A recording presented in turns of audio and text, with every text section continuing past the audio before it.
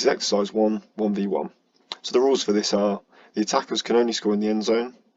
So the reason for this is it means the attackers have to beat the defenders, and this forces them to create realistic counter-attacks for when they become defenders, so transitioning into the defenders, and the other team have the attackers come out and attack them. So it creates a much more realistic one, rather than the attackers being able to shoot from long distance and then they're still much closer to their goal than the opposition, who then become the attackers, which then it just become pointless. It become just a completely, totally focused 1v1, and that's not what we're looking for. That is the second element of this, which we're happy about. It's really good, but the number one is the counter attack. So it has to be a fairly game realistic counter attack. So, but of course, the 1v1, developing that is crucial, because it enables you, if a player can beat another player, it means you can create overloads a lot better, even if it's 5v4, 4v3, and then when it comes to 3v2 and 2v1, perfect. When you're in them attacking positions, that's what you want. So it's good to develop this. And also on the flip side, defenders that can defend 1v1s, perfect, because it means that when it's 1v1, 2v2, 3v3, defenders are able to cope with those situations. So the second rule is first to 10 goal wins. So this is great for creating a score for the teams. It makes it a much, as I've mentioned in the other videos, it makes it much more interesting. Players really want to score. If it's just UVU, it's not as exciting. It's not as pumped up. They're not really going for it as much as they would. The other thing that I should mention is having a time limit. So maybe 5 minutes to go, and then a rest for a couple of minutes, get some water on, and then go again. I'll do this 3 times.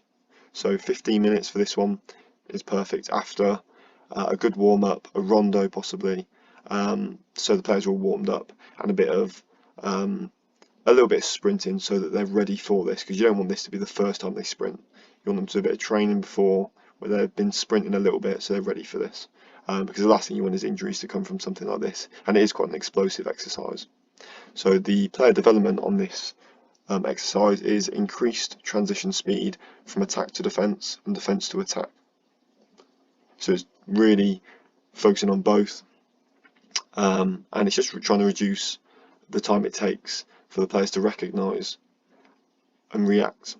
So that's what we're trying to focus on here. So as I've said before, it improves the attacking and defending 1v1s, and it's interval training.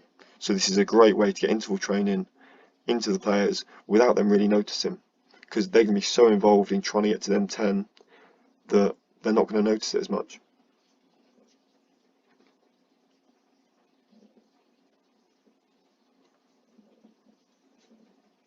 So here we're going to go into and play the video. So here we go, you just want them to do a 1v1, take on the player as much as they can. Perfect, taking him on, scores a goal in the end zone, comes off, player 2 comes in. As soon as that ball goes in the goal, you want them playing straight away, the new player coming in. So we go, ball in the goal, ball's ready to go, and they go.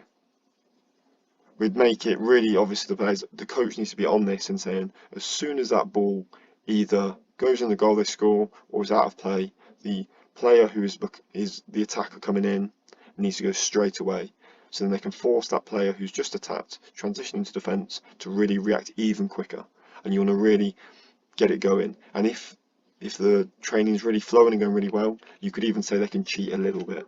If you're finding maybe the defender's winning too many, allow the attacker to cheat a little bit. As soon as they take their shot, or just before it goes out of play, get them into attack. And then the player's got to react even quicker. It's only going to improve and develop the players. So there we go again, and then 3 comes to attack. So if you notice anything during the training, then mention it, the 1v1s. If there's any improvements to make, then mention it. So there we go. So that's a nice first exercise. Here is exercise 2, 2v1 times 2.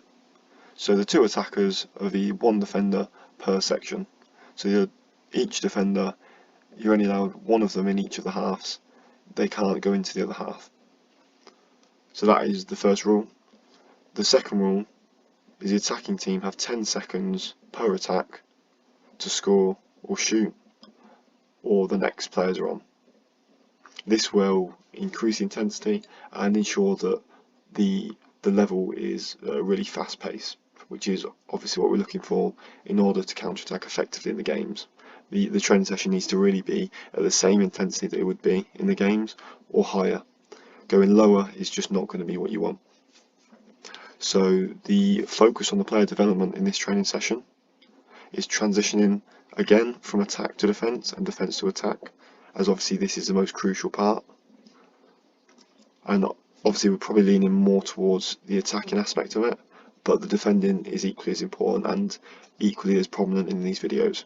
Number 2 on the player development is taking advantage of the 2v1 overloads.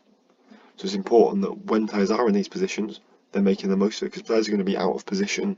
So really, if you're looking at the pitch in a counter-attack, there are going to be lots of 2v1s in the attacking favour's advantage. So it's important that we take advantage of those by either dribbling past players into space or playing it to the teammate at the correct moments, and the correct passes, of course. The third point is what I alluded to earlier, is the defending aspect of it. So defenders defending in 2v1 situations in reversal, so 2 attackers v themselves, which is really important and can be really effective, because defenders are then going to be able to develop their understanding of where the danger is and then relate that in game scenarios and already be a step ahead. And then the fourth and final one is finishing and assist. So obviously when we're getting into that second half of the pitch, we're wanting the players to really focus on that finishing and that final pass to set up your teammate. So it's crucial that players take this seriously and finish off as many chances as possible. Another rule that I didn't include in this one, but we definitely could include, is another score.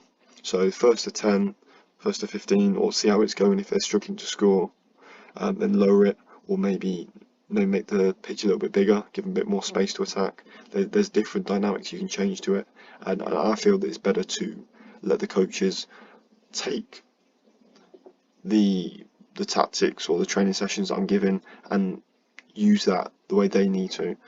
So just adjusting the slight areas of it, so the size, number of players, all sorts. And again, the players are something they can adjust. It could be, they could maybe do a 3v2 instead of a 2v1.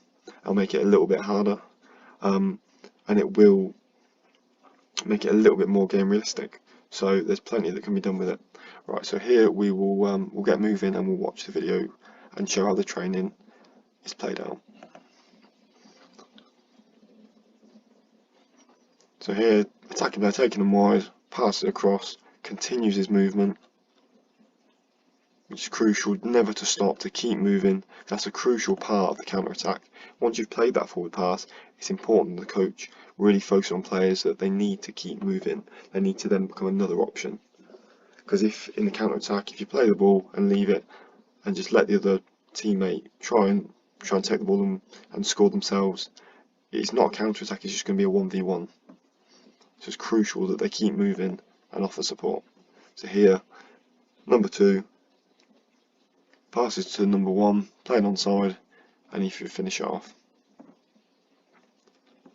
So now is a transition point, really important bit. Obviously players 1 and 2, I've moved them off the pitch just so they can get off a bit quicker, but obviously wouldn't move that quick normally, but this is the important bit now where the red team are transitioning to defence and they are getting back in position. So 1 is in the second half and number 2 is getting back into the first half, ready to defend. And also at this point, the players in green who are not involved are now straight into transitioning straight into attack. So they're really focused, looking for the danger, or looking for their point of when they need to react, which they would in a game, and then exploiting it. So they're reacting, looking for when the ball goes out of play or is scored, and they're reacting straight away, getting on the pitch and trying to put that defender under pressure and out of position, which is the important part. So number 4, making the run, this is another really good point. The player off the ball can be a decoy, so taking advantage of that is crucial. And here's another example. Number 4 taking 2 away, number 3 running into that space and finishing the ball off. So the other player doesn't always have to get the ball, they can make a run off it to create that space for the player on the ball. So here again, transitioning. So the green team transitioned back well before the red team have really got anywhere. So really the red team could have gone quicker then, they could have been out the blocks a little bit quicker, and number 6 might have been able just to run straight down the left hand side and get past number 4. So here we go again, final attack. Look at that, plenty of space, that's a really good point as well. Plenty of space, they're really using the wide areas of the training area. So that's a really good point to take advantage of.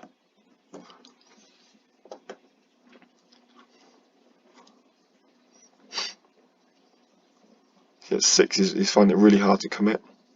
Doesn't know whether to go or stay, obviously with a 2v1, that's exactly how it'd be in a game. Defender really struggling to just hold the space and really do anything with that defending. So that is the end of exercise 2. Here is exercise 3, 4v4, 4 teams. So the rules of this exercise is the teams must have all players in the opposition half for the goal to count. So if not all the players are in the half, the goal doesn't count, and the point being for this is all the players must push forward and support the attack. So if we're looking at this diamond here, you're really looking at the attacker, 2 wide players, and a midfielder. So you'd ideally want all of them to be pushing forward. We're not treating the furthest player back, number 1 for this example, with the ball currently, as a defender. They are the attacking midfielder or just the centre mid. So the second point, the team that scores stays on and the losing team swaps with the team waiting on that side. Need to make sure the team that is waiting are really switched on and ready as soon as that ball either goes out of play or is scored, they're on straight away as the other team are transitioning off the pitch. The team that's just lost, they need to be coming on as soon as that happens, because you want to be catching that other team that's just attacked on the counter attack off guard, as it would be in a game scenario. The third rule is not necessarily a rule, but it is the way the exercise would most benefit from being laid out, and that is 3 10-minute sessions. So the reason for this is you'd expect the sessions, the first 10 minutes to be played, then a break, then the next, then a break, then the next, and the first one to be the worst quality one, the second to get better, and the third and final one to be the best. And this is because in between sessions, players have a break, get some water on board, and the coach should be picking out points, really good points that's gone well, and then a few areas that just need to be improved, but emphasising the things that have gone well. So that positive reinforcement. The player development, number 1, transitional awareness through the whole team moving up the pitch to support the attack. Second, again transitional awareness, but this time through the new team countering previously attacking team, catching them out of positions, as I previously mentioned. And the third and final is improving communication and teammate positional awareness. So the communication, both attacking and defending, needs to be good. There needs to be plenty of talking, and that's something the coach, if it's too quiet, they can explain this in the breaks in between the sessions. So let's move on and we'll watch the training session as it progresses.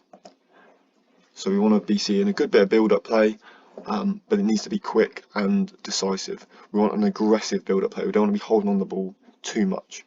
We want the players to really attack as they would. So if they're holding the ball too long, then it's not really a counter-attack, it's going to be a build-up play. This really needs to be a counter-attack. So good forward movement, play the pass and move forward. That's a really key point to push through to the players. Here we go, 1-2, and then a finish. Perfect. So now the green team transition off, blue team on us while the green team are coming off, the blue team are on. This is perfect, and the red team are retreating. So number 2 plays the ball and he moves forward. Perfect, that's exactly what we're looking for. Now plenty of movement going on here, lots and lots of great movement here. 4's continued his wide run, keeps going. We'd say just about stays on side. We'll give the benefit of the doubt to the attacker. And as you can see, all the attacking players are in the half. Perfect goal. And again, this is now the transitional stage, probably the most important. It is the most important that we're looking for here.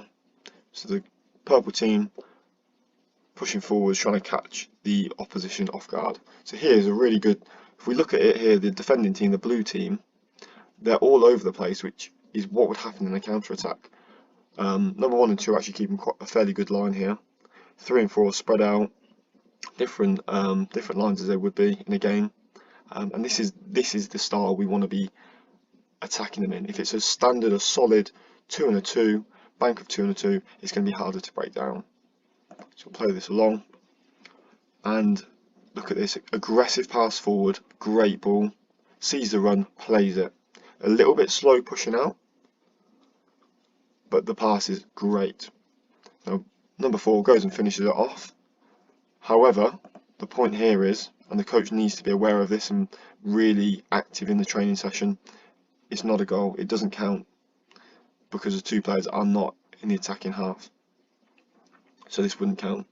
So it's just worth really focusing on this and explain to the players that they need to push forward. So they were pushing forward, they were trying hard, but it's just to emphasise, look, it was really good, everything was really good, just need to push that little bit more. And by not allowing the goal, you're really going to be evoking emotion from the players. They're going to be thinking, okay, I'm not happy about this, that should have counted as a goal.